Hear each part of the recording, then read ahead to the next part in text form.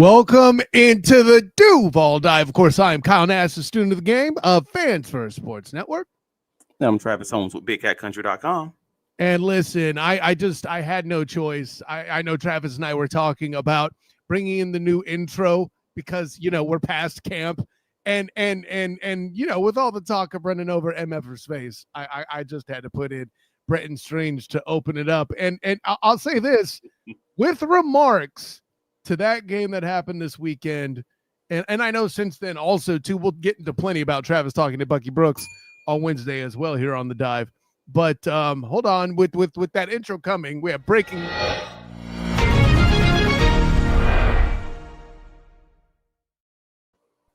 Oh, local Jaguars are in a great mood. That's I'm so happy for them Jaguars. That's so awesome. Good for them. I don't know the last time, at least after week one, Travis, that there's been this kind of buzz for the Duval Devout. Of course, they'll be facing a different cat in the form of the Cincinnati Bengals. I don't think there's anything else necessarily we need to put a bow on from week one, but I do find something very interesting that as we get into our topics and hear even some of the things you talked about with Bucky on Wednesday, I really enjoyed the listening to that. Would have enjoyed more being on it, but hey, life happened. It's what it was. I was on assignment, as you very eloquently put it, but I found a lot of things you agreed with and my keys to the game on the Fans First Sports Network as well. So make sure you check that out. But I mean, as you come into it, the keys to victory this week, you got to treat this like it's just another game, and Travis, for all the people, I mean, whether it's here or even it's a vibe that's even come up on the Bolt Blitz Uncut. What I find interesting for fans or analysts such as yourself or even Bucky mentioning the small sample size being a big deal. I see where you're coming out with the Jags needing to look at playing the Bengals like it is just another game. Sure, you got a hell of an increase in the explosiveness. Yeah, explosivity is more fun, but explosiveness, the actual word, correct. Yeah. But there's a hell of an uptick from one team to the next on offense. I think, am I getting at that they need to not look at the majesty of Joe Burrow and panic? Is that what you're getting to? That's it. Because at the end of the day, like a lot of the guys have already talked about. Jarian Jones discussed it when he was speaking to the media in his post practice availability earlier today. The biggest thing is always not treating these guys like it's special, even when you might know in your head that they're special, because then you're going to play outside of yourself. And the whole goal of this, like in this NFL landscape, is every single week you're going to be playing against someone who, I don't know, you used to play with on the video games, and Aaron Rodgers, or Jamar Chase, or if it's a guy who's been around the league for a while. Like, that's obviously and easily how it kind of happens. Like, you have to play these guys. Social exactly. Jarian said he is playing with anyone with eyebrows, which is the Jarian quote after practice. That's exactly what he said, and that dude's a jokester, but that's real. That's how it is. You have to treat these guys like it's every other game and play your game to the best of your ability, which also means playing within your game plan, playing within your style of play, whether that's physical, whether that's just running with folks, whatever it is. Because if you do anything other than that, you're going to struggle, you're going to fail, you're going to feel like frauds, if that makes sense, because you're not doing the thing that made you the good team that you are. And I'm not saying the Jaguars are this great team because they won one game, but I am saying, hey, if you're going to be consistent in this makeup and this build on who you're trying to be, then you have to continue doing the thing that has been successful until you learn that there are issues within that foundational idea of who you are. Does that make sense? No, 100%. And let me even add this element too, Travis. Like, you got to come in here in the comments just like you know them when you're playing the Bengals, right? Zena, just jump in. How we doing? Social alky before I break a Joseph, which is his good evening. But I think I more even mean Zena's comment here. This is the approach they need to take. What was the Bengals record last year? Why is this a big deal? And well, first of all, it's a big deal because Joey Burrow put up MVP caliber numbers last year. So, I And mean, he ended the season looking like a legitimate MVP candidate. He just started off super slow, as they are starting off super slow right now. As we discussed with Bucky, it's like trying to figure out who this team is. Are they the best NFL team in history? No, we're not saying that. But are they the MVP quality, the MVP caliber, quarterback that we saw at the end of last season? Maybe they will be that, but are they that today? And if they're not that today, then maybe you have an opportunity to beat them just like the Cleveland Browns should have beat them last week. And again, most folks haven't watched that yet, but if you haven't, take a quick 15 minutes and just look at the highlights of that Cleveland Browns, Cincinnati Bengals game from last week on the NFL socials, and you'll see what I mean. There's no world where that game should have been lost by most NFL teams. Cleveland just fumbled it every possible way, from missed field goals, missed extra points, 2 tip balls, one of them that should have been a long game that both became interceptions. In all the ways, this is not a game where the Jaguars just cannot win. This is absolutely in their grasp, but they just have to treat it like a game that they can win, just like they treated the Carolina Panthers game like a game that they should win, if that makes sense. Yeah, and I don't mean to act like belief is the only thing they need to do. Let's not get silly, but I think you're taking the right attitude. Where I would even just to I don't want to say full on devil's advocate, but something that I think is getting overlooked in the wash with the Bengals is that I don't know what it is precisely, Travis, but Joey Burrow has always struggled with the Browns, it feels like, right? When he's healthy, those games don't go well. And I can't help but notice that the factor is typically something that's always been present is a less than good offensive line and Myles Garrett. Okay, so those two factors are what it steps into for me. And I'm going to bring up the keys to the game here because this comes. I think this is important to it, keeping it close early. I think the main way you keep it close early, kind of like the Browns did in their game, is getting through that MF to that MFer's face. Granted, you're not running through it necessarily, but this is a game where if I'm to believe that Trayvon Walker is the elite, if I'm to believe Josh Hines Allen is the elite, there is no excuse. I'm just going to put the bar high. Both of them need to come out of that game with 1 sack apiece, and there needs to be 3 total between the two of them. I don't give a damn if it's 1.5 each. Somebody got to get 2, somebody got to get more than 1, but both of them got to get at least 1. And if you don't do that against this offensive line, then why are we hyping you at this point? And listen, this isn't me saying they're bad, but this is a game where you're going to need to rack up the sacks. I'm not saying Joey Burrow can't run, but run containment, not a priority like it is against Bryce Young. And I think that's element of part of how you keep that game close. It starts with the two of them, in my opinion. Am I off my mind, Travis? Well, that's interesting because actually I was this close to putting one of my keys to the game being not allowing Joey Burrow to scramble. Because they did give up 40 yards rushing to Bryce Young on 5 carries, one of them being a 22-yard rush. Like, this dude had, again, a first down, I believe, on 3 of those 5 rushes. And that's rough when you're playing against a team who is very, very, very good at hitting the underneath throws, like the Bengals are. They're very good at continuing to extend those drives, and you don't want to give that kind of a team who can be as explosive as they are that many opportunities to make you to make you pay for for giving up those first downs. So if you can find a way to stop him from scrambling, you can find a way to make him uncomfortable, because this Jacksonville Jaguars team, and we're going to talk about it in a second, but they stunt a lot. I mean, we're not talking like first in the league, but we are talking top 10 in the league as far as how often they stunt, because they don't want to necessarily blitz. So overall, we have to be able to blitz, but we also not blitz. We have to be able to stunt, but we have to be able to stunt coherently. We have to be able to stunt with organization so that we're not allowing him those lanes to kind of pick up those first downs, because that's what the Browns did very well. They didn't blitz. I was talking about this on Wednesday with Bucky. They didn't blitz a lot, but when they rushed forward, they found a way to make sure they kept him in the pocket no matter what. And did not allow him to scramble. Even when he got picked up 1 and 2 yards, he didn't get those big rushes.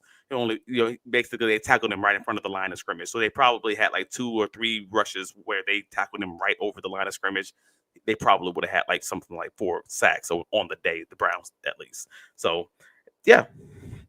Timmy Devil. The Browns got several sacks, and Joey B stared down the double barrel shotgun. Sacks don't phase him. Sacks don't phase him. I think I can generally agree with that. The fact that Joey Burrow is normally one of the top quarterbacks at at his ability to face pressures. He's very good at getting the ball out, and even when he's pressured, because he's just used to having that bad offensive line, that he's kind of good at just finding the right guys and figuring out a way. So, like, he's not Pat Mahomes where he's going to just avoid the pressure, but he's a good enough scrambling quarterback. He's a good enough athlete, and he knows where his guys will be at all times. So they're very good at hitting those underneath receivers and getting the ball away from them and picking up and identifying blitzes. He's good at that. And I think the point is real about Burrow not being phased by sacks per se, but if you achieve them, you knock the offense further back. I don't mean to sound like John Madden here, but you closing the door on that, I think, is important. Making sure that there's a time clock in his head. If you could speed up his internal clock, that's what we're looking for. We're not necessarily looking for the sack, though I maintain what I said about each end needs at least one. I'll say this: if one of them gets 3 and the other don't get any, and they average 1.5, I'll even let that slide, right? But that would obviously be absolutely ridiculous. But yeah, I think that element is worthwhile and ready, because let's be honest, the secondary is going to have a tough day today. You mentioned Joey Burr; he's got an excellent supporting cast, I feel like. Will the secondary have a rough day today? Because that's going to be one of my matchups, and it may not even be the guy who you're thinking about. And we will get into it later. Our matchups of the day, but I don't know that the secondary is necessarily going to have a bad day. I think that's just the assumptions because these guys are so explosive. I'm not meaning to say they'll have a bad day, but I mean, it's a challenge is all I'm trying to say. This is an interesting pairing for sure. It's the biggest challenge the Jaguars have faced in this whole 2 weeks of the season. Sure. Yeah, that is a factual statement and accurate. And it's not to say it's nothing. It's to say they're facing this challenge at the right time, because they are facing them at the time when they're generally and historically at their worst the first few weeks of the season for the Cincinnati Bengals. It's just normally a different team. So it's going to be great. It's going to be great to see how it goes. But overall, I'm less worried about it, because I'm trying my best to view it as just a normal game. And if we view it in that landscape, I think the Jaguars will be a little bit more successful than people are predicting. Well, and keeping it close, I mean, obviously the defense is going to be a big part of that. I mean, that's the big point I'm taking home. And with the defense being a big part of it, I mean, featuring what Campanelli did last week, I think we got to do a little show don't tell. You came out here with some clips, man. I'm going to go ahead and throw it up here for the world at large. Go ahead. They showed 7 and blitz 6 early in the game.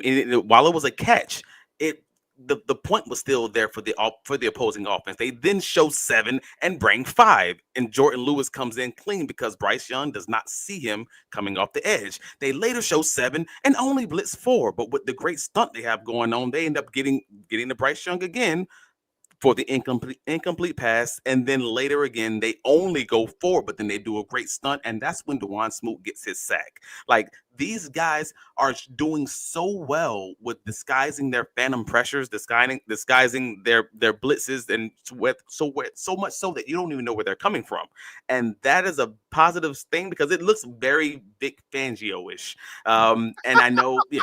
Well, I'm going to be honest about it. Like, that was the first thing that came to mind is like, well, Campanelli coached under Vic Fangio, and he coached under Brian Flores in Miami. And, well, we didn't know exactly what Campanelli was going to come out here calling. Like, we had a feeling that it was going to be a lot more zone. We had a feeling that he probably wasn't going to outright blitz as much, just because that's what those guys do. But we weren't 100% sure, because he also came from the Green Bay Packers last year. They didn't do a lot of the Vic Fangio, type of stuff in the secondary, as far as all the cover 6 and cover 8, all the cover 3 variations you want to call about surrounding it. So now seeing this in application between the New Orleans Saints game in the preseason and this game on tape, you can all right, dude, this is very much Vic Fangio-ish. All right, cool. So then how has Vic Fangio's defenses or Brian Flores' defense looked against Joe Burrow, Joey Burr, Joe Burrow. You got me saying the Joey Joey Burr thing. Burr. That's right. But let me point this out just for anybody who hasn't already read Dan Griffith's awesome piece on actionsportsjacks.com. I want to give my boy a shout out. He's a friend of the pod. He's already been on like 3 times at this point. He'd be more often if he didn't work on Wednesdays. We're trying to find a way to get him in. I'm just saying. Facts. So shout out Dan. Well, he mentioned that the Jaguars in week 1 were 6th in the league in zone, of stark contrast to the top 3 in the league in man coverage last year. They're now 26th in man. They were 10th in pressure rate last week and 23rd in blitz percentage. So they were getting home in a top 10 ranking in the league while also blitzing in the bottom, what is that? 9th, bottom 9 teams in the league. Sure. And Not they were just 8th. out of the bottom quadrant, right? Yeah. So they were getting home via a lot of blitzes, via the top 4 guys just doing their jobs and finding a way to make that happen.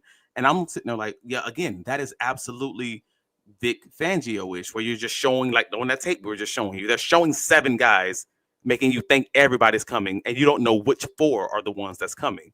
And so overall, I thought it was like pretty dope to see, because I'm a defensive guy. I love to see things like that. But like I was saying earlier, looking at Vic Fangio when he was with the Broncos and the Eagles, they had a 2021 matchup between Joe Burrow and the Broncos, and Denver lost that game. They lost the game 15-10. But again, they held the Bengals to 15 points. That's huge. Joe Burrow was 15 of 22 for 157 yards and 1 touchdown. He was sacked 3 times, and he scored just 15 freaking points. And the only other time that they faced each other was in the Eagles matchup last year. And for anybody who didn't remember that one, the Bengals scored 17 points. Burrow was 26 of 37 for 234 yards, a touchdown, and INT, and he was sacked once. So that's 2 games against the Vic Fangio defensive system. Joe Burrow's averaged 16 points, less than 200 yards passing, averaged a touchdown, and being sacked twice with an interception. I sign up for that any day, every day of the week, and twice on Sunday. Well, it's hard for me to get that. And by the way, it's not like it ain't fun to watch, but it's hard for me to get excited about these exotic blitz packages. Of course, they're going to work on Bryce Young. That's what you're supposed to do against a quarterback who's being asked to come back for a team who's not built for comebacks, who's on a run-first squad. This is supposed to work. What does it look like when you're battling Joey Burr and he has a butt ton of weapons? But I think the key is going to be, phase him, throw off the timing, minimize anything extra. If there's a completion, stop it immediately. That's the key. By the way, when you said those Eagles stats, that's what got my wheels turning to hear that's what that was and where that came from. So I'm with you completely. No, I'm just here for the fact that Brian Flores never faced Joe Burrow healthy, so they only faced each other once, and it was like he played 3 snaps, I believe it was, in a preseason game. Yeah, it doesn't matter. So overall, I don't have any book of evidence as far as that's concerned for Brian Flores. But again, you're looking at Vic Fangio. He's 1-1, and he's holding this guy to 16 points, and it's the only 2 occurrences we've seen with him facing a system that is like this.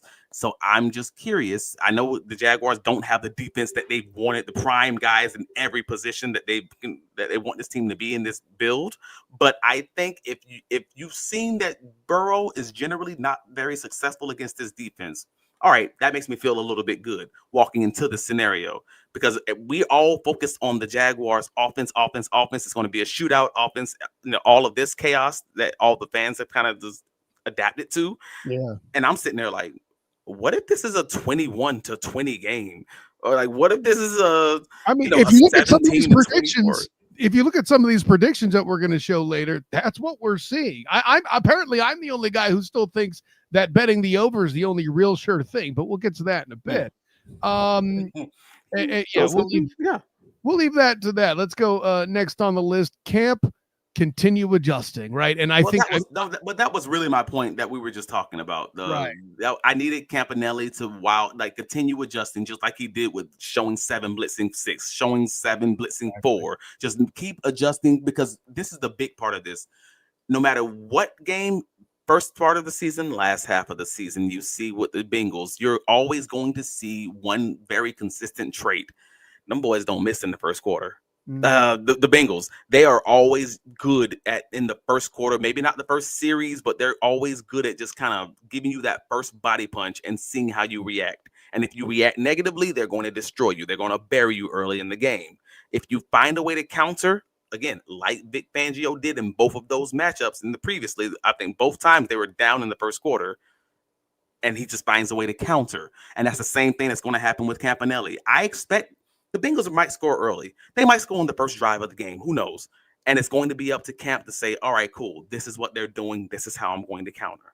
It's still going to be in our playbook. It's still going to be something that we're comfortable doing. But this is what we're going to need to do because this is how they're attacking us today. And if he's the guy that we believe he may be, then I think they'll be all right. But they have to be okay with taking that first punch and figuring out how to get off the ropes, if that makes sense. Yeah, and that adjustment piece comes into play too, also, again, because of the different styles of offense that the two teams are. One super explosive, one is certainly seems to be based on run first, as we spoke about at particular last week.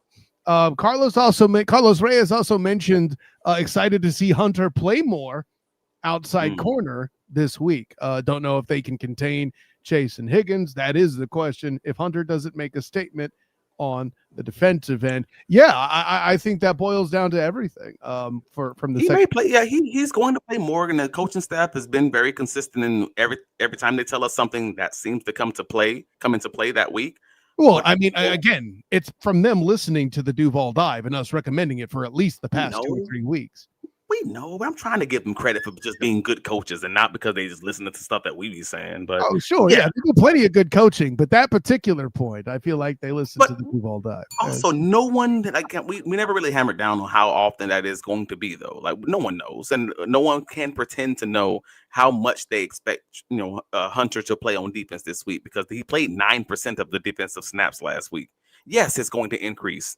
Duh, it's 9%. It has the increase. So yes, I'm curious to how much it's going to be and what kind of packages they're going to be using as they continue to expand his playbook for Travis Hunter, both on offense and defense. Maybe he'll play a little bit more outside receiver moving forward. We'll see about that.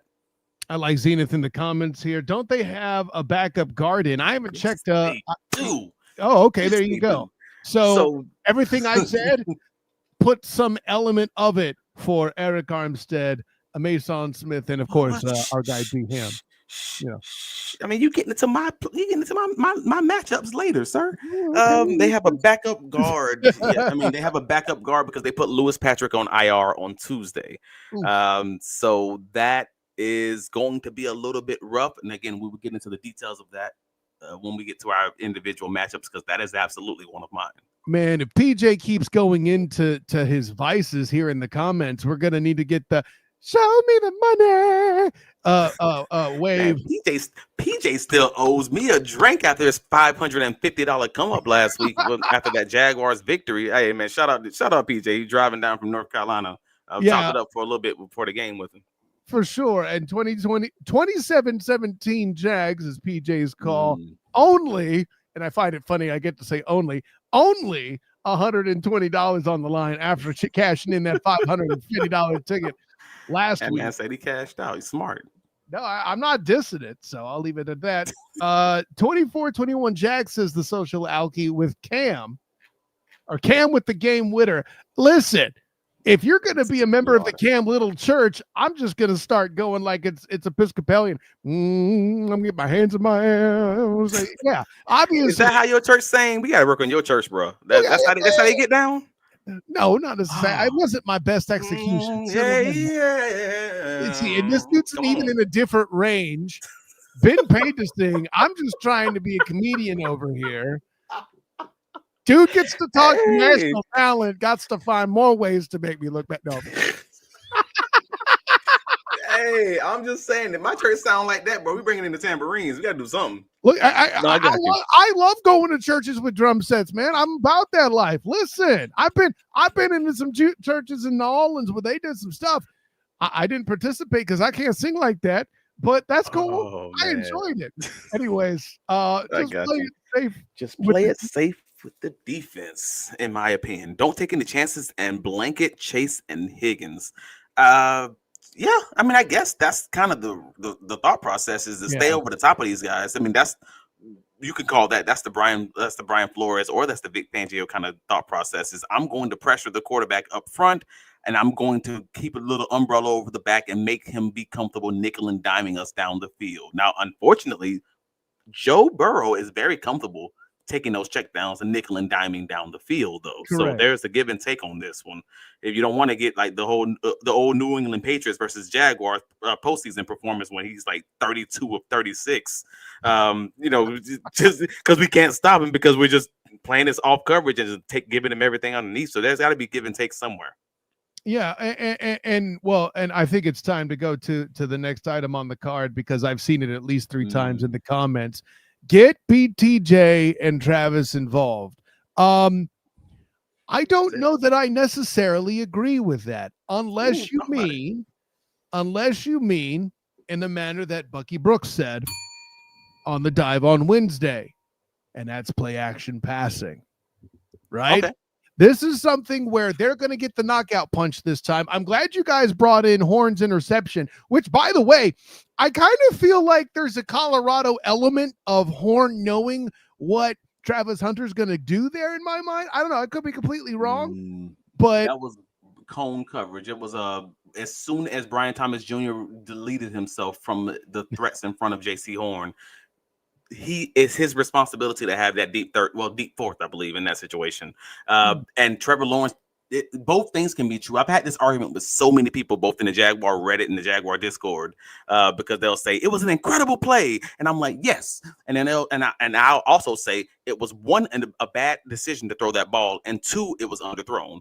And people disagree with me, and I'm like, no, you don't understand. It was both an incredible play, but it was a ball that shouldn't have been thrown because I can tell you exactly when he decided to throw it, looking at the tape, and where the cornerback was when he threw the ball.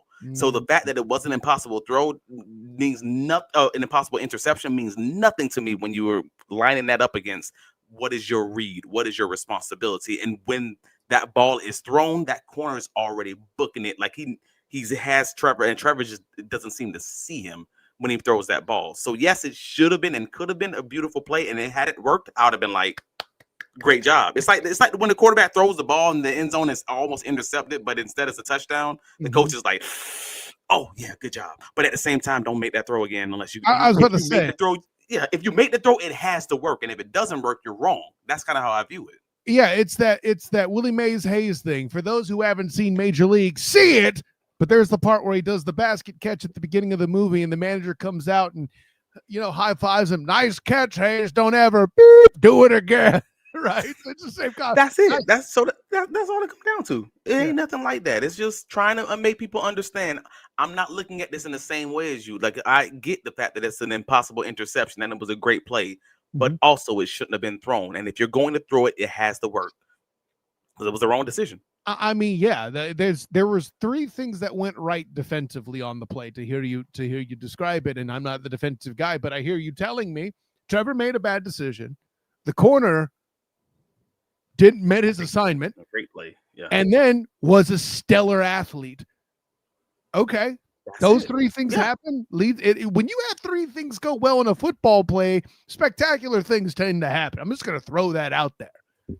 Right. And it's not to say you have, and often in the NFL, it comes down to guys over the call. It's Jimmy's and Joe's over the X's and O's. You can have a perfect defense called and a guy just has 2 inches less vertical jump than the other guy, and all of a sudden it's still a touchdown. It's the right call. So in this situation, it was the right call with the right guy, and Trevor just couldn't get it up that next 6 inches to a foot.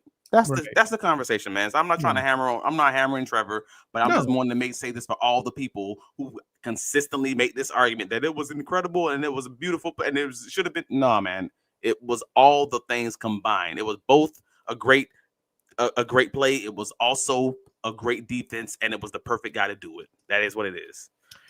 Social Alki drops in. Yeah, Zach Taylor's 0-6 in week 2 games. Keep the streak alive. That's Bengals starting 0-2. Yeah, that sounds right. It's happened before, folks. Here's a point I think is interesting.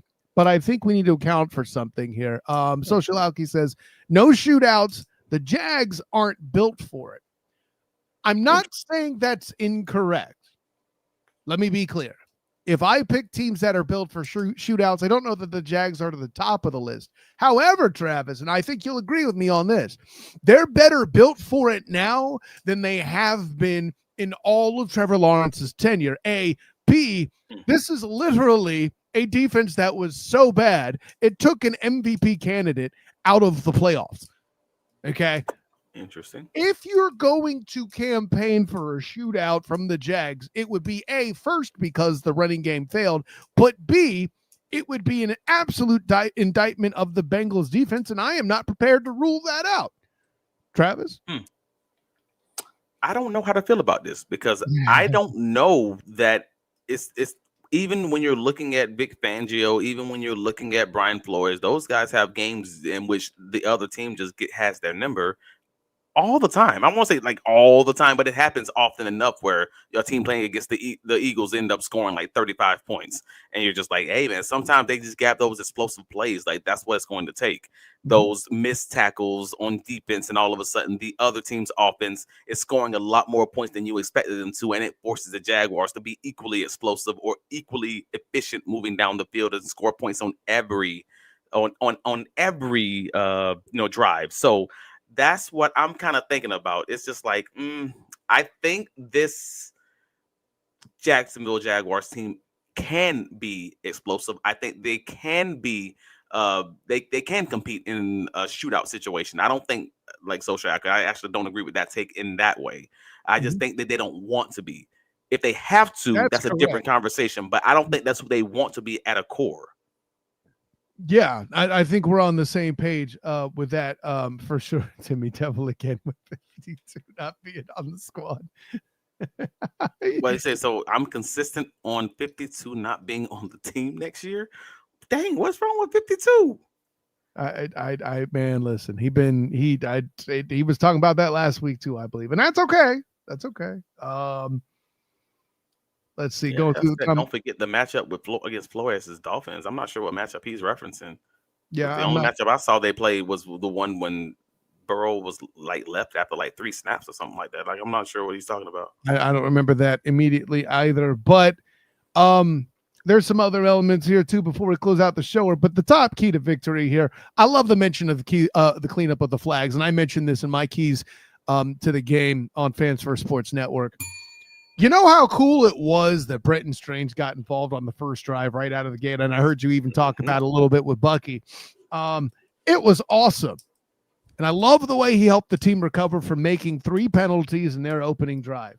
Can we do that without the 3 penalties, though? That would be my opinion as a member of the Duval Devout if I were carrying the card in question. And I you got to keep the flag question on here. I agree with you, Travis.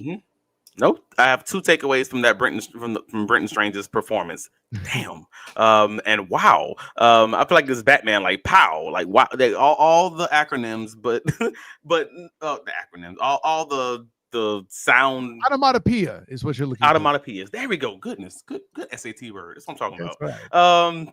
No, but it's weird because Brenton Strange probably should have had 10 targets in this game. And that's the weird thing to say. Like just looking at how the defense was playing against the Jacksonville Jaguars, some of the decisions to be made that were plays that may have been, I don't want to say forced to Brian Thomas Jr., but sitting that way based on the coverage dictations. And I'm just sitting there like, Brenton Strange probably should have had more targets in this game just based on how they were playing them defensively, and it didn't happen for fill in the blank reason. So again, I'm hoping that Trevor and Brian Thomas Jr. for in their route conversations and just across the board, I really want them to get on the same page because I think it's better for this offense when they do. But also, when they're not, I think that ball should absolutely be distributed a little bit more to the guys who are showing us that they're dependable, the guys who are showing us that they're able to make those plays when it counts, when the rubber hits the road. Like De'Ami Brown showed up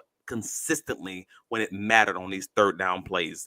Brenton Strange showed up consistently when it mattered. I mean, nearly 3/4 of his catches went for first downs. Like that's what we need guys who are going to be dependable in that old Evan Ingram or in that old Christian Kirk role, which is guys who Trevor Lawrence wants to lean on.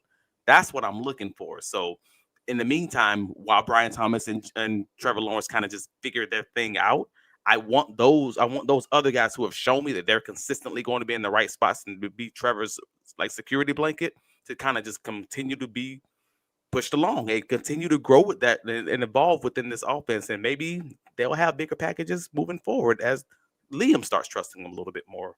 But to your point, penalties, bro, you can't have 13. It was 11 accepted penalties, but it was really 13 when you counting the kick short of the end zone, the kick out of bounds, and the negated penalties. Like, so overall, you can't have that, man. And 2 series that had like 7 penalties combined just by themselves, the one in the third quarter and the one in the first quarter.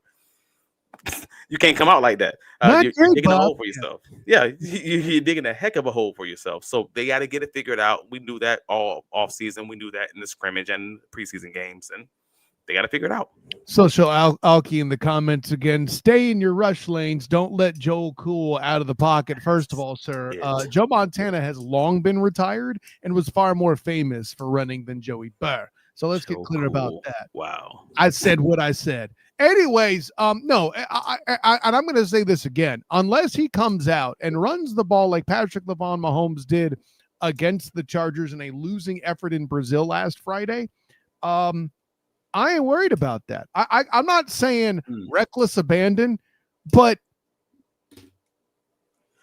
you know what? Beat me that way. It can't be reckless abandon, but at the same time, some people do beat you that way. Pat Mahomes is very good at beating you that way. And I'm not saying that Joe Burrow has to be that guy.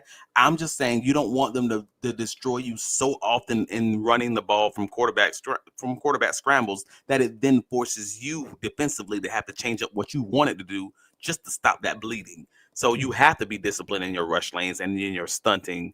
No more than you normally should be is what I'm getting at, though. Like this ain't last week, and I feel like there were just a lot of reckless abandon in elements of those third downs where Bryce Young went off, and it was dumb because it's Bryce Young. He's a better athlete than Joey Burr. On top of the fact, like, nah, bro. You don't think so? Nah, bro. We don't agree on this one, bro. Like if Joe Burrow was black, you'd be calling that dude Justin Fields. Like, I don't know. Maybe not Justin Fields, but like no, Joe Burrow is athletic as heck, bro. Like real talk. I don't know what kind of swag he got. I don't know him personally. I covered him in person at the Fiesta Bowl when he played UCF. Let me be clear about that. I'm not saying the dude got no hops and no moves, but I'm telling you, by the way, this dude's taking an awful lot of hits on the outside. I'm thinking he's encouraged to stay in the pocket. That's the other element, right? This isn't me. In other words, let's make him uncomfortable. I'm not going to worry about that as much until he beats me with it twice. Let's stop that third time from happening. But let me just put this correction out for the socials. I'm sorry. I misunderstood your game, Justin Fields. My apologies. I just need to say this out loud. That man ran a 4.40. That is not Joe Burrow. Let me be very clear. My bad, bro. You are not the same. You were coming up with it from the hip. No oppression from me. I get it. He's a better athlete than Byron Leftwich. I don't think anybody's going to be surprised in that. That is. But I don't say what I say to imply Joey Burrow is less of an athlete. Perhaps I should say Bryce Young's more comfortable running the football, and he should be considering his throwing talent. Now, his size, we want to get that conversation about that question. I just don't think Bryce Young, Bryce Young, I was about to say Bryce Harper. I'm like, that's wrong. Bryce Young at this stage in his career is not as injured as Joe Burr. And frankly, I have no idea how much more time Joey Burr has in the league if he keeps taking the hits and getting hurt the way that he has, right? This is the first off season he's not missed significant time that I can think of. Now, granted, sometimes it's an appendicitis that's not your legs, sure. But, this is what makes it different for me is because he's had more prep time, because he's the franchise guy, because he's got a piling up injury history. He's not inclined to run the ball as much. As a matter of fact, the fact that he went through a camp, he's had more time with his receivers. He's more comfortable with them, potentially dangerous for the Jags, less likely that he runs the ball. No, I got you. No, at the end of the day, it's the thing that I kind of with you. Like, I'm fine with happening on occasion, as long as it means that your guys are going to play like within themselves. That they're going to play natural. They're going to play loose and just be happy and be fine with taking those lumps when they come. Like, as far as allowing him to scramble ever so often. But overall, I'm happy with the thought process that they're not going to blitz as often, that they're going to stay closer to that 23rd in the league as far as blitzing, because Joe Burrow just does so well at that. And they got to find a way, like the Cleveland Browns, to win with 4. And if they can win with those 4 via stunting, via games up front, etc., then I think we're fine. Jarvis from 85. Yeah, Jarvis from 85. And I brought this up because I wanted to ask this question and then did it, but now I'm seeing it in the comments, so I'll go ahead and fire it away. You mentioned the BJ Horn interception that Trevor made the right read. Who do you think he should have hit? Right. Also, on the BJ Horn throw, like, if you're making that throw, it's got to be farther down the field, because as soon as he came off BTJ, you either have to let BTJ clear and try to get him on one of the sides of the linebacker. Throw. You said it was the wrong decision. Whom should he have hit? I believe is the question. No. So it's all about this. It's all about the timing with his footwork. At the end of the day, it's going to have to come down. So when he hits the back of his drop, he's reading the left side of the field. For the most part, the whole play, he's reading the left side of the field. So. Yeah, so at this point, you already know it's either going to be I believe it was the running back in the flats to the left. It's going to be BTJ right here doing the dig route right in front of JC Horn, and you have the linebacker underneath.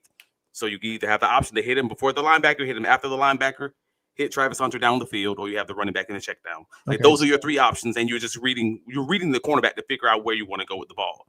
At that point, the cornerback's telling you he's going to Travis Hunter. Either you're going to have to make that great throw down the field and outrun the cornerback. He threw it, again, 6 inches, a little too short. Or you're going to go try to allow BTJ to find that crosser, hit him there. Or you're going to go to the check down and get out of the play. Like, those are your only options. It sounds like you would have preferred him hit Etienne at the end of the day. No, Etienne was. It wasn't. I guess it would have been a tight end, because Etienne was actually in pass protection on the right hand side. I remember that part. So then it would have been straight. I'm assuming Etienne, because I don't. Yeah, it's all my memory, bro. So, yeah. Anyway, so no, I get that too. See, and Timmy Devil doing Timmy Devil things in the comments. 24-17 Bengals. I don't think we're ready to beat them. Penalties were too much. That's accurate, and we can't expect to have 3 turnovers a game. You mean 3 takeaways for clarity. 3 takeaways, because 10 points off takeaways and you win by double digits. Then I'll say this defense, granted with completely different personnel, with completely different coaching staff, etc., has done pretty well getting 2 turnovers when they were opportunistic. Where I'll agree with Timmy Devil is A, it's not out of the realm of possibility the Bengals win this game, obviously. B, it's really tough to expect Joey Burr to throw 3 interceptions or for the Bengals to lose the ball 3 times. That'll agree with you. I don't know if I think your 24-17 is too low on both sides, but I'll leave that at that and let my prediction speak its part there too. And then Timmy Devil adds on and short fields, which goes with the turnover conversation. Yeah, I get you on there. That's the 3 takeaways thing is a good statement, I think. I think that's fair, because you have to be able to find a way to win whether or not you do get the turnovers. Like, it'd be great if you get those turnovers, but also that may not happen every week. So how do you look without them? And that Panthers game early on would have been a lot closer. Without those turnovers, duh. But okay, so then what does this game look like this week without them? And maybe we'll all learn it together. That's okay also. But also, I got a question for you. Like, do you have any key matchups for this game? Oh, I was going to. Before we get into the final scores and everything else. Sure. Well, and listen, there's 3 places I'd go. 2 of them are actually in your part of the house, so I won't go there. But for me, because then I'm going in your house. Let's talk about it. It's like this table flip. After whatever's going on with Jamar Chase and Tyson Campbell, right? Obviously, that's going to be the big lightsaber duel. I think T. Higgins against these younger corners, either Jarian Jones or Travis Hunter, depending who it is on a play, decides this ball game. Point blank. That's so funny because that is literally my biggest X factor in the game. I wrote it down to make sure I didn't say it wrong. My biggest X factor is in this game is going to be Jarian Jones. And I know Travis Hunter is going to continue to have an uptick in defensive snaps. I know he's going to have more snaps than he had last week because, again, we talked about it earlier, 9% kind of have to go up. But I still expect Jarian Jones to have the third most snaps at the end of this game, and mostly at outside corner. What does that mean? That means he's going to have a lot of matchups against Jamar Chase. He's going to have a lot of matchups, probably more often than not, against T. Higgins. Yeah. All right. Well, so last week he played against Tech McMillan's 6'5" self, and this week he'll be playing against a 6'4" T. Higgins. Jarian Jones, welcome to big man football. I expect him to bounce back, and he's really physical at the line of scrimmage. We've known that about Jarian for a very long time. He's probably the second most physical guy in that secondary behind Monteric Brown. I was about to say. Yeah, so I just expect that to be a great contested catch, red zone, money down kind of matchup between Jarian Jones and T. Higgins. I think it's going to be popcorn worthy by the end of the day. People will be like, "Oh, I really didn't think the game was going to come down to that." But yeah, I think that's what it's going to be. And all we remember right now from Sunday's game about Jarian is that 26-yard pass interference penalty against him versus Tech McMillan. And I heard a lot of people in my comment threads, talking about it in my Facebook groups and all this other places about Jarian struggling. I'm like, did y'all watch that play? Jarian thought that he pushed that receipt. He thought he pushed Tech McMillan out of bounds. He jammed him at the line of scrimmage, got into the sideline, like used his body at the sideline. And I think he kind of like slowed down for a tick. I think he thought he had Tech McMillan out of bounds. And he didn't, and then he kind of reacted at the end, and it was just kind of like right balls in the air. Yeah. At that point, like I thought it was actually a solid play early on, and then after he's. I mean, it wasn't until it wasn't. I mean, let's be clear about that's it. I think that's pretty. That's it. So I'm looking forward to seeing how Jarian produces playing against another big body. You said you were in my house. I want to hear about that. Where we at there? Oh, all right. So the Armstead conversation that we were talking about earlier, the fact that the Bengals put their right tackle on injured reserve on Tuesday. Right guard or tackle? So right guard. Right tackle was he was on the injury report for his ankle injury. My apology. Oh, as if they didn't have enough to deal with. Yeah. In my head, I'm drawing them both because they're right next to each other. So you got the right tackle who's limited with an ankle injury after last week's game. You have the who's Mims. You have the right guard who's right next to him who's placed on injured reserve. But they brought in Dalton Reisner. The one that came over from Minnesota. They just signed him like August 28th and on the team. So he just recently came into the organization for the Bengals. He's the right, for anyone who doesn't know who he is, he's the guard that took Ezra Cleveland's job in Minnesota. And that's what got Ezra Cleveland traded to Jacksonville. He gets let go from Minnesota the following season. And now he's a free agent. And then the Bengals signed him basically like 10 days before this game. And he played last week actually reasonably well, which is crazy because the guard got injured in last week's game against the Browns. He played reasonably well in the passing game. PFF had him like an 80-something in the low 80s for his pass protection. He gave up one pressure in the entire game. He's really solid in the pass protection. But as good as he was in pass protection, he was that bad in the run game.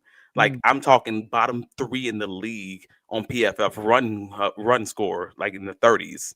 And so he's like, and that's where Armstead can win. And if it's not an Armstead, Mason Smith or whoever's going to be at that defensive tackle spot, if you make sure you don't allow these guys to run the ball, I think you're going to making a team that is already explosive like this, but making them one-dimensional and where you don't have to really add extra guys to the line of scrimmage. You don't have to like add extra guys to pressure.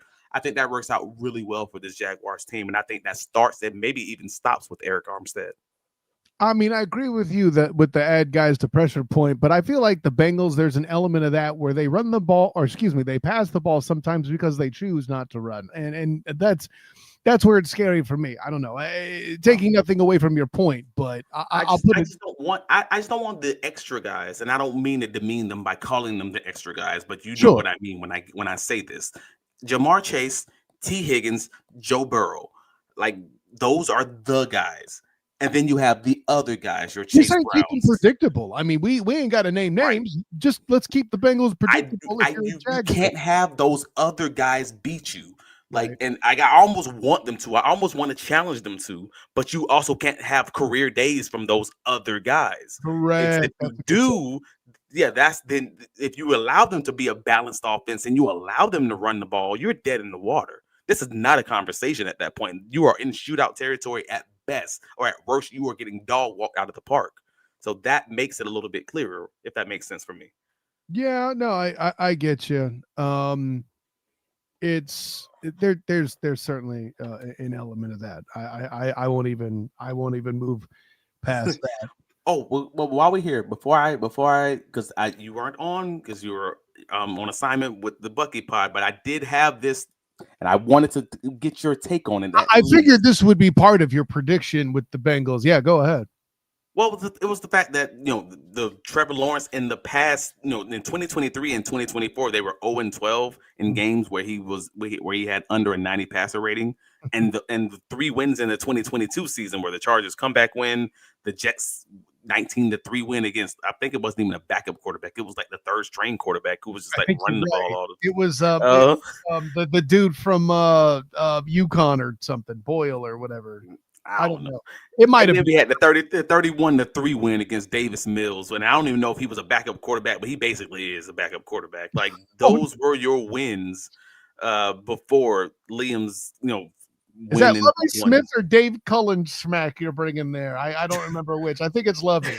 I think it's. So I want to keep tracking this for this season because I'm just curious about what it's going to look like because Trevor Lawrence is 5-31, and one of those wins came in Liam Cohen's first game for the Jacksonville Jaguars in games where they had a great running game. Yes, they played against the Carolina Panthers who struggle against the run, but they weren't able to do that in 2023. They weren't able to do that in 2024, and that's even with the weak AFC South that they're facing against. So that does matter. It maybe not matter. So, it's not such a crazy and this huge thing, but it matters on some level. So I'm just curious about what it's going to look like at the end of the season. Well, and I would argue, I don't know how many bad games, air quotes, games below 90 that Trevor's had against the AFC South, not named the Texans. They've had some bad defenses. That's also a fair point, especially with the Colts. I mean, he owned Gus Bradley, so that's actually a fair point. I didn't think about that piece. Yeah, before we bring the division in here, like the only issue with that stat is the division's so bad you don't know that he's one of those the O's in there unless there was something. The game that's probably one of them is the Titans game in 23 that decided the division. That's probably one of them off the top of my head. So, anyways, that wasn't a great game. Not great, Bob. I know. Listen. I know. I got a few more comments before we get to our final predictions. Oh, for sure. Yeah, I know you're the card carrying guy on the in the proverbial chat here, but I had to flex that. If I'm going to talk that trash, I needed to have an answer. That's all I'm saying. Let's see. Oh, here we go. Off the top rope. A better defense.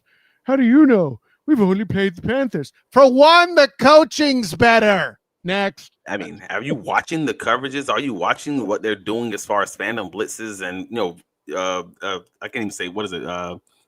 Simulated pressures. Like, are you watching this? I mean, I can't say that the guys are better, but if you're talking X's and O's, bro, I don't see how you don't think this is absolutely better. I'm just being transparent about this. Like, this isn't a fan take. This is just saying, are you watching the film? In Timmy's defense, good defenses get beat by Joey Burrow too. So I do get the vibe of his question. His question is just, I think, directed the wrong direction. You overplay and you hate, player. Okay, this coaching staff, Campanelli, is clearly better than the hockey coach that was on the sideline last year. That's what we're trying to tell you. Nothing more than that, my friend. Let's see. referring to Joey Burrow. He's not escaping the pocket to run. Well, and that's what the containment piece is for. He can. I don't know that he will or that he's going to try to. That's where I'm looking forward to more of those catches from Travis Hunter at receiver and to see how often he's able to actually like break one, because I often said he was going to be the yak guy in this offense. When they drafted him, I said he's going to be the yak guy in this offense while Brian Thomas eats in the intermediate or in the deeper areas until they're ready to kind of go for the long passes, whether it's De'Ami Brown, whether that's Travis Hunter, whether that's BTJ, whatever. But they started off week one just like that. And if he breaks any of those slants, those become explosive. So I'm just kind of looking forward to seeing if something like that materializes as they continue to play him in the slot until they kind of expand his playbook. Yeah, well, Son staying in the comments, and they only played the Browns again. This asked and answered, Son. I don't mean like son. I mean like son. Well, no. He's saying the Jaguars only played the Panthers, and he's saying they only played the Browns. So I got that, but the reason why that doesn't flow is again, Joey Burrow has historically struggled against the Browns. Like there's some juju there. That's not the same. The Panthers, like the Jaguars and the Titans. Correct. I think a better example until last year is the Colts. Right? How many years had it been since either team won at the other's house to that point? And now the Colts are struggling and never bagged for the past two games. So, it's a whole thing. There's less history with the Panthers and the Jags than there is than the Browns and Joey Burrow. I'll put it that way. Yeah. And Social Acker says he likes our pass catchers versus their secondary as well. Exactly. Like there's absolutely a way that this could be a shootout, because it's not like the Browns have all of these both pass catchers and quarterbacks. Like, no, like we don't know what that is either. And I think the Jaguars absolutely have a top core of receiving options that they could absolutely score some points. So I think that's a fair point also. This isn't a game where the Jaguars can't win. If the Browns can win, the Jaguars can win, but it's going to be a different game. It's going to be a different matchup from both teams than what they witnessed in week one. And I think that's also fair. Just the way to look at it. It's a week by week league. We know this. Yeah, Zenith jumps in. Joey Burrows has led us. Geno Smith. I know about all that, dude. Come on, bro. Come on, bro. No. Geno's not unathletic. I mean, he's just not athletic. Like, there's a level to this. Like, he's correct. Solid athlete, solid at scrambling, solid athleticism, I guess, but it's not like off the charts. I can understand that too. And Zenith also asked, do we actually see some Tootin carries? I mean, I think we're going to see more than we saw last week. I mean, by law, right? You had brought it up earlier in the week, the trade of Tank Bigsby to the Eagles. Cody Schrager is going to be on there. I don't know how much time we'd expect from him just arriving. All the more reason to see more Bayshall Tootin and LaQuint Allen. I look so smart with LaQuint Allen right now. Woo! I'm interested in if they're going to give him any opportunities at kick return, though. I know they already discussed the fact that Tootin was going to be a kick return option with Parker Washington and LaQuint Allen, and we'll see again how much Schrader kind of merges within that group, because he did do kick returns in the preseason in addition to his pretty solid preseason play overall. So give him time to learn a little bit more of the playbook. And I mean, we know he knows the general terminology because he's coming from the Rams. So that's good. Fair point. I see where you're going there with that for sure. I need to account for that more too. Maybe he does get time that way. Let's see some other comments I haven't read yet. Okay. Okay, here we go. I respect the elite talent, but they start slow every year, and indications point that this year not being any different. Son, yes, and you have to consider the fact that Joey Burrow hasn't missed time this year like he has in years past. That being said, and more than one person has pointed it out, Zach Taylor is in fact 0-6 in week 2, so your point is incredibly valid. I can't knock you for that. I mean, Jarvis, again, the check down could be a really good thing in the offense, of course, especially with Etienne and Tootin, LaQuint Allen. Just let those guys run. I mean, you say the check down. You didn't name Brenton Strange, which I think is crazy. Bro, you ruined the pun, dog. I was going to say, you think hitting the check down is strange? Well, I'm happy I ruined the pun. Sometimes puns need to be ruined. I don't know. Yeah, My there's some bad. haters in the streets. Look at this My guy. bad, bro. And Hate, hate, hate, hate, hate. forgot what the dang thumbnail for this episode was. Yeah. My bad. I ruined the joke. My fault. Sorry, team. I mean, it's the thumbnail too, man. Anyway. Nah, man. Strange is great after the catch also. So I think I agree with you. Getting the ball in the hands of these athletes. I'm most surprised with him and Yak. That I didn't see coming. Better athlete than Geno Smith. Very beneficial for Trevor Lawrence to get the ball out of his hands and just get the ball into the hands of these athletes. Allow them to break tackles and allow them just to kind of just run with the ball in their hands. And I think you're good. See, and Timmy, I like that, and I know you're not responding to me directly. There's some exchange in the comments too, but I think this applies. You're not there yet with this team on defense. That's okay. I respect that. That's man. Again, the 1 game sample size. If you need more to be a believer, I'll tell you what. That makes sense. We've seen the shirt that Travis wears about this team makes him drink. If you need more to jump on the wagon, I'm not mad at you. Well, I wore it. I haven't worn it recently, which is you have not. That is accurate. I have not worn it since this offseason started. You did come out in our first preview of 2025 with a Victory Monday shirt. In your defense, that's true. Yeah, I mean, I don't know how to feel about this either, but it is what it is. This is happening. So we have the guys over at the NFL Network. They've given us their predictions for this game, and this is not like last week's. Well, it was nearly a clean sweep. They have 6 of their writers who believe the Bengals will win in some range of 28. Between 28 to 17. For the Bengals, high score of 28 with the low score for the Jaguars of 17 and some some range in between that. You have 4 of their writers who believe the Jaguars will win anywhere from scoring 27 point high to 20 points for the Bengals. So we're still basically the 1-score game in all of these. Full disclosure, 2 of them are Bucky Brooks and Maurice Jones-Drew. I think that's worth mentioning. That's also fair. But Bucky came on the pod yesterday and already told us, I think the Jaguars are going to win. And he actually thought that they were going to win, looking good doing it. And he didn't say double digits or anything like that, just that they would look, like a solid NFL team in winning this game. He thinks this is kind of a good matchup for them. So overall, I kind of am in agreement with them, just to be honest with you. I think the Jaguars can and will win this game. I don't know if I want to get your final prediction on it, but let's get a couple of things out the comments first. Social Alki makes the point I was about to make. The majority are all close game predictions. That's accurate. One absolute hater. I don't know who Shook is. But I'm willing to bet he's a former Bengal. I'm going to throw that out there, okay? 10 points, 27-17. Listen, if you have Joe Burrow winning by 10, that's fine. That game, though, is going to be something where the Jags scoring at least 24 and closer to 30 in my estimation, if it goes that way.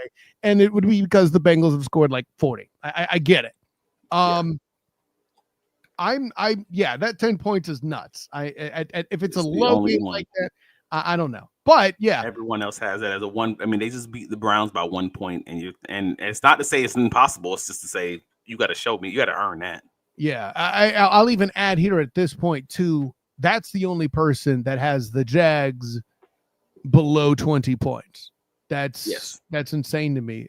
The next in his defense, I pointed him out earlier. I got to give him his defense. In his defense, Bucky Brooks is the next. Well, actually, no, there's a number of dudes that have 21, so we'll leave it at that. Yeah, they have 20 to 21 points for the Jaguars. I mean, not 20. I'm sorry, 21 points. Yeah, Mojo has Jaguars. 23 for the Jags. I almost made that mistake too, so I can't give you a hard time. Yeah. So 17 to 21 points for the Jaguars. But I have the Jaguars winning by 8. I have the Jaguars winning 31, Bengals 23. I do have the Jaguars scoring 30-plus points, which, unlike, I believe, no one had them scoring 30 points in the predictions, to my understanding. That's correct. So So I think I'm a little bit more optimistic on the offense, or maybe I'm just pessimistic on the Bengals secondary. It can be as simple as that. So I think the Jaguars offense do have a good day just running after the catch. Whether that's Brian Thomas Jr., whether that's Travis Hunter, whether that's De'Ami Brown or Brenton Strange, etc. Stranger things have happened, obviously. So yeah, see what you did there, you so and you gonna give me a hard time about dad jokes. You know the problem with haters, Travis. The problem with haters. But to do the opposite of hating, there are two things I absolutely love about that pick. It implies two things. A, Cam Little involvement. Boom. Second, I think what gets the Jags to that level of scoring isn't necessarily a big pass play, although you might have a big pass play that sets up a run touchdown. I think you see another big run broke off. And I'm not saying it's by Etienne. Maybe it's Bashal Tootin. Oh, if it's LaQuint Allen, I would lose my mind, and you know this. Yeah, I think you get another big run in this game at some point that would set the table for that 30th to get to that 30-point scoring range. I really like that. That makes sense. 31 points. I want to be very clear. Sorry. Social alky is telling me 30 points. It's 31. I need to be math matters. Yeah, I meant 31 Cam Little field goal and the rest touchdowns. Right. You did say 31. True. 6 field goals. No.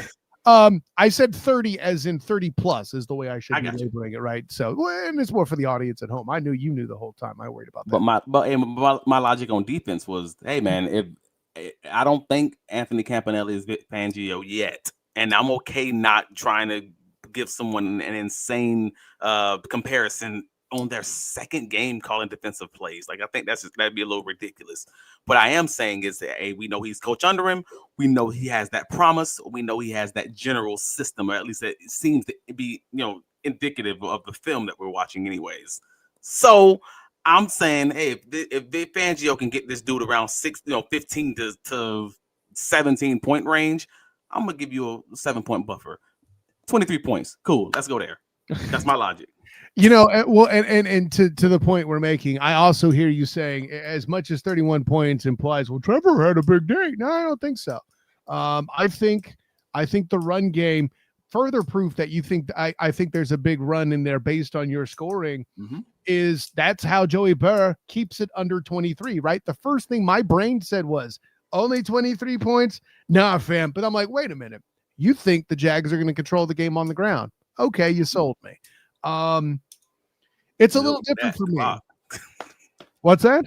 I said, milk that clock. Yeah. Milk that clock. That's it. Real, man. Yeah, and you're not wrong. I love the approach. Allegedly, it's supposed to be what you do against great quarterbacks.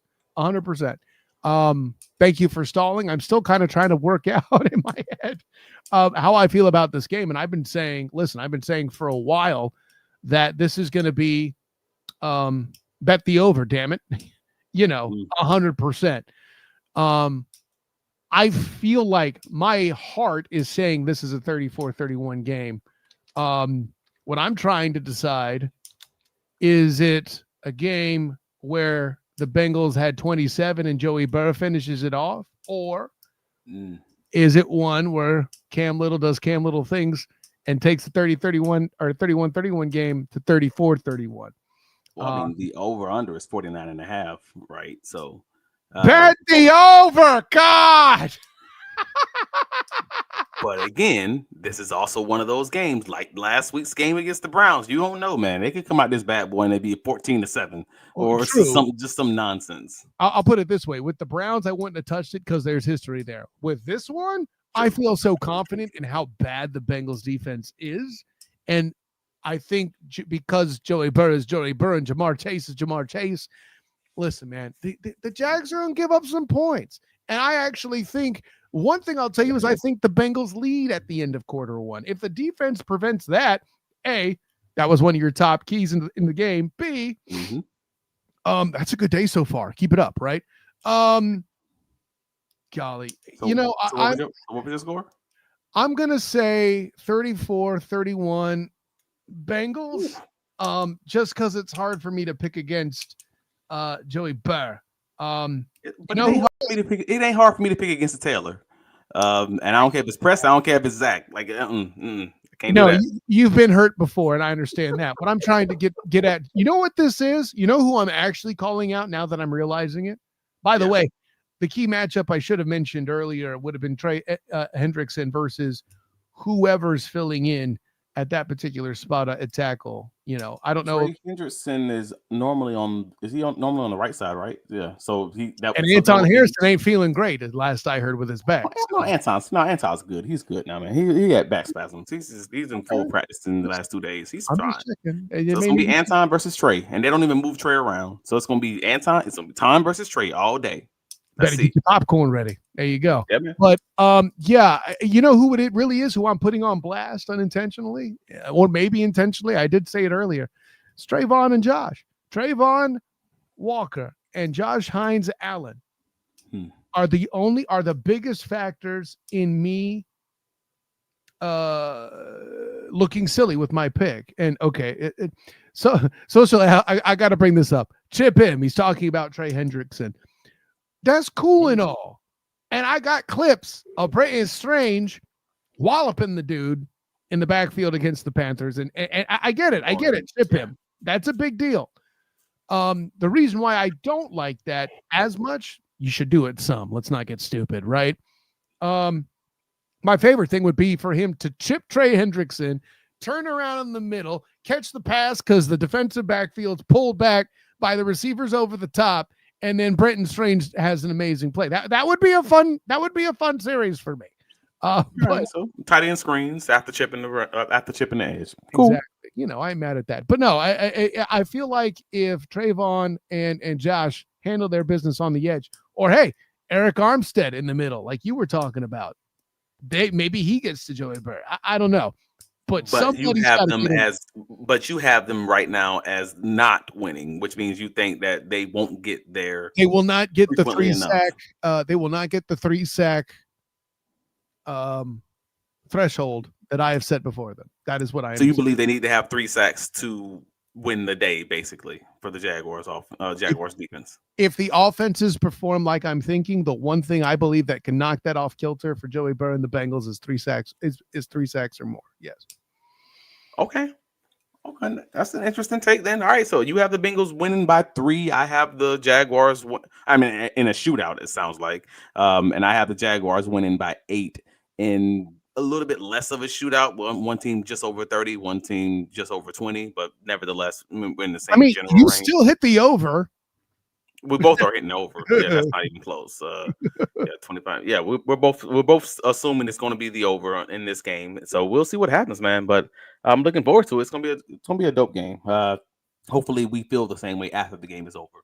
Yeah. Listen, everybody. By the way, I'm going to pimp it again because it was a good episode. Check out Travis C. Holmes talking to Bucky Brooks and dropping that. Thank you, Bucky, for showing up, man. Yes. That was so dope. Shouts to the Believe family and his work with the NFL Network as well, and on the Jags sideline, for sure. But also props to the 0-12, less than 90 passer rating stat. Or Trevor Lawrence. That blew my mind, kid. That was crazy. But shout out to Michael Barber for originally pointing me down that path, because he had the original listener of the pod, follower on the socials. If you're listening to me, obviously, please, go to the Duval dive and click that like and subscribe button on YouTube. If you're listening to the pod right now, please click that like button. If you're listening to us on the podcast, please rate and review us. It helps us a lot, and it costs you nothing but the time and the click of your fingers, man. So we definitely appreciate that. And social says Bucky doesn't know he's famous.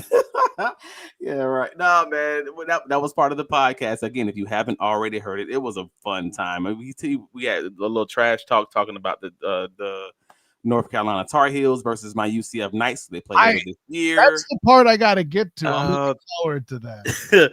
We had the trash talk, about his, well, I can't even call it trash talk. He's a high school football coach, and talking about his team down in California, and also, yes, he didn't know that he is as famous as he would want to be, which is my experience with famous people. I know people that worked on television, on news stations, and act in movies, etc. And I've played with multiple guys in the league who I consider famous. And nobody who's famous thinks they're famous. Nobody reaches that level, unfortunately. That's just my personal experience in life. I know enough of them, and I'm just like, nah. If famous people nobody's famous. If famous people act famous, then they like that. That's frowned upon, right? They're seen as arrogant. That's a good point. That's a good point. So nobody's famous unless you're like Michael Jordan or Michael Jackson. That's basically it. Nobody's famous unless you're hitting like a certain like Robin Williams, George Carlin like level. Yeah, unless you're at that level, no one's famous. Hart. There's The Rock. Yeah. The Rock know he famous. I'm saying maybe he's kind of The Rock. Yeah, that makes sense. But no one's famous overall. That's kind of how it is, bro. I know somebody who's famous amongst the Duval devout. That'd be you, Travis D. Holmes. Tell everybody where you can be found. I'm surely not famous. Now, don't bother me. Travis, I can be found on all the socials. Travis D. Holmes. You can find my writing covering the Jacksonville Jaguars at bigcatcountry.com. Please save that as your favorite. I almost said like and subscribe. But yes, like and subscribe to Duval Dive on YouTube and wherever all the places. I'll just lock it in on all the socials and keep this thing going. Find us on TikTok, etc. Where can you be found? So listen, man, an honor, joy, and privilege to do the thing for you again. I love that you guys are in here talking ball during another Thursday night football game. Like I know I've said to Travis at some point a while back, hey, let's never do a live show on Thursday. And then the Brookie Brooks thing happened and my schedule was the way it was. And then we did a live show Thursday. And you know what? Y'all cats showed up big in the comments, made it a fantastic and fun show, as you always do. Yes, even you, Timmy Devil. I kid. No, listen, guys, great to have you aboard. Of course, I am Kyle Nash, the student of the game. You can find me on Twitter, Instagram, Threads, and Blue Sky at the SOTG.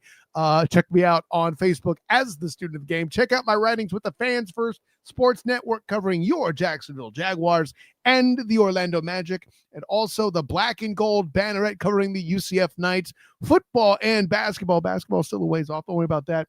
And then also my work with the Bolt Blitz Uncut, the producer there, working with Booga Peters and Robert Tipson, a.k.a. Buck D.